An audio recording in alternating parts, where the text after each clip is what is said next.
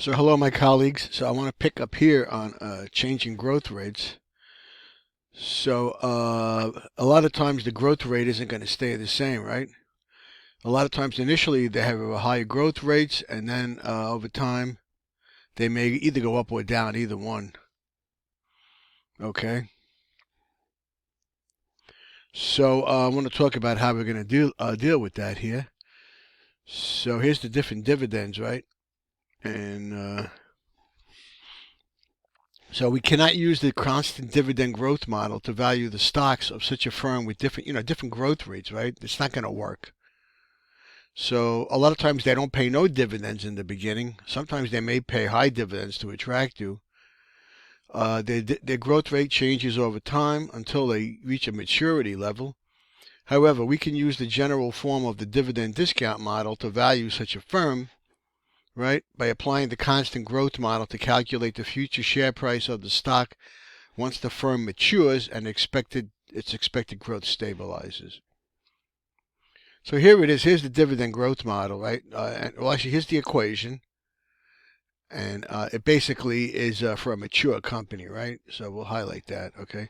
So if the firm is expected to grow at a long-term rate G, so we can use the constant dividend growth model.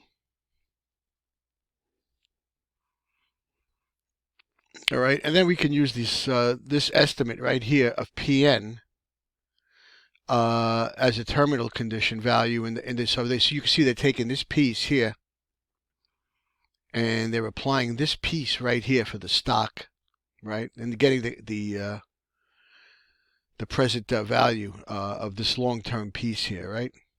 So this is put here, all right, and that basically only because that becomes a perpetuity, right? This is the perpetuity portion, right?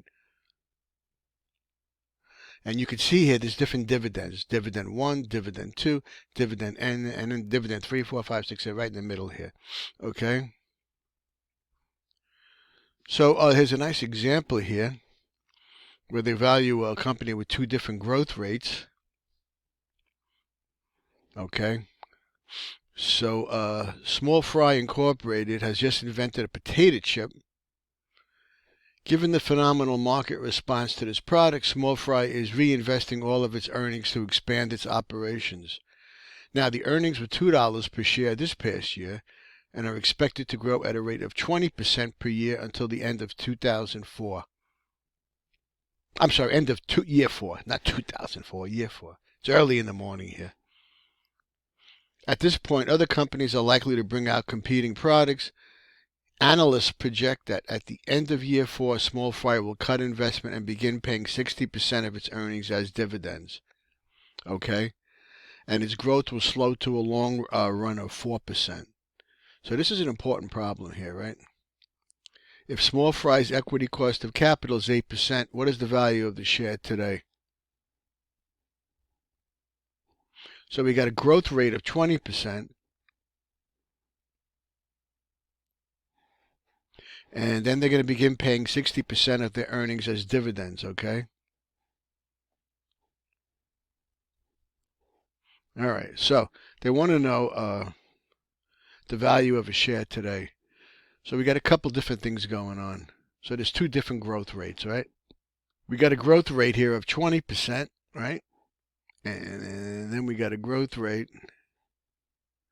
It's going to slow of 4%, okay? So, whoops. The growth rate's going to change.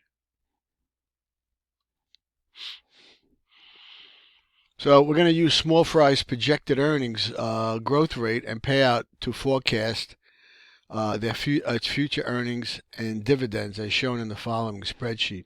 All right, so here's the earnings per share growth rate. 2020, 2020. Then you see on the fifth year here, right? So after 4 years, so by the fifth year now they're down to 4%, right? And this will go on forever from there, right? Now, so there's the growth rate. So this $2, earnings were $2 here. So now this is going to grow 20%, 20% of this, right?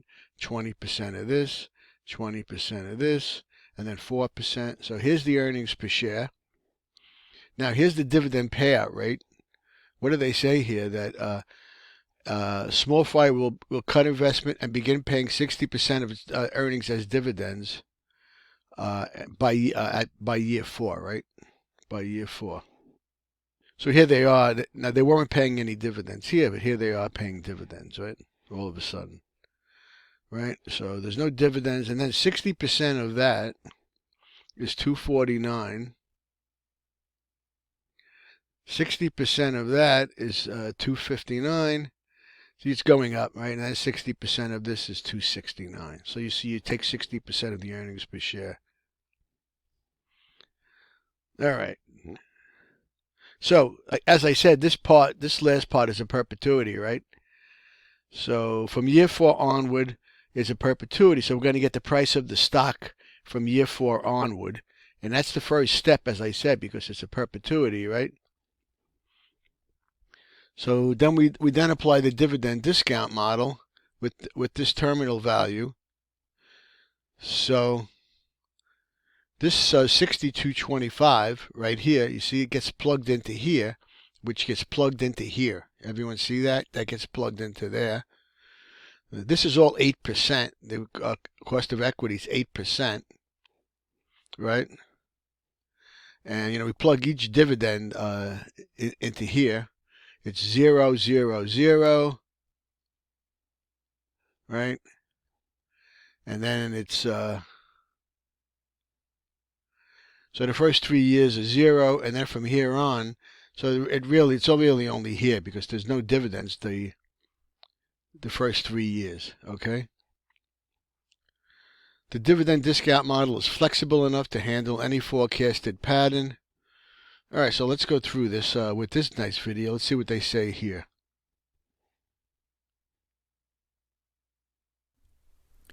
In this problem, we'll see how we can apply the dividend discount model to a firm that is not yet paying dividends. To do so, we'll need to estimate both the timing and the level of the firm's dividend when it is ready to begin paying them. As always, it's a great idea to begin with a timeline that we can use to forecast Small Fry's earnings and dividends. Now, Small Fry currently has earnings of $2 per share. Those earnings are expected to grow at a rate of 20% for the next 4 years. After this initial period of high growth, however, the firm's earnings growth rate is expected to slow to a long-run rate of 4%. It is at this time, once growth slows, that it expects to be able to begin paying dividends. Let's begin by projecting what will happen to Small Fry in year 4, when its growth begins to slow. Earnings per share will equal $2 times 1.2 raised to the 4th power, capturing 4 years of 20% annual growth, which is equal to $4.15. Next, let's estimate dividends. In years 1 through 3, Small Fry will be reinvesting 100% of its earnings and so will not pay any dividend. But once growth slows in year 4, it will not need to reinvest as much and will be able to pay out 60% of its earnings as a dividend. 60% of $4.15 implies a year 4 dividend of $2.49.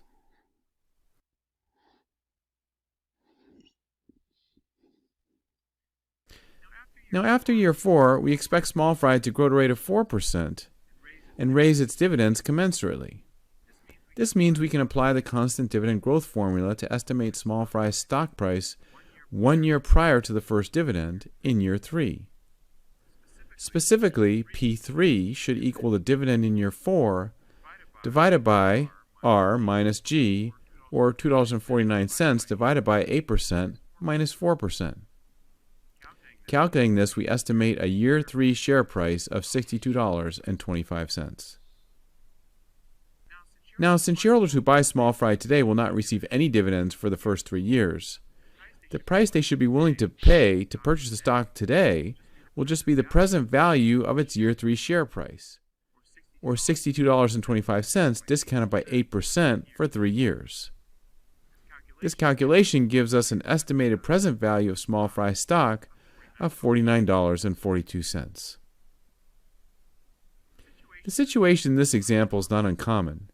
Many young, fast-growing firms do not pay dividends as they have too many positive NPV opportunities available and are reinvesting all of their earnings.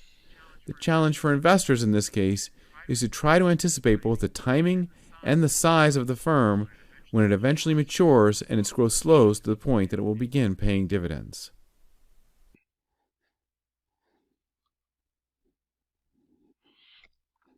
All right, so this dividend discount model has got some limitations. Okay, basically, when you look at a treasury bond, right, like a bond, the cash flows is set. All right, and there's a lot of uncertainty, and in the last couple of years, future dividends have changed for a lot of companies, right? During the 2008 financial crisis, a lot of companies cut their dividends. So Kenneth Cole mentioned in the introduction to this chapter, paid annual dividends of 72 cents and had an equity cost of capital of 11%. Okay, and then they had an expected dividend growth rate. Okay. But basically, what happened was, with the 10% dividend growth rate, the estimate would rise to 72 per share.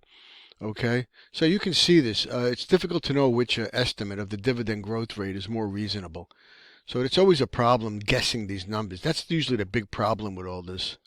To do, reliably forecast earnings and dividends. Okay.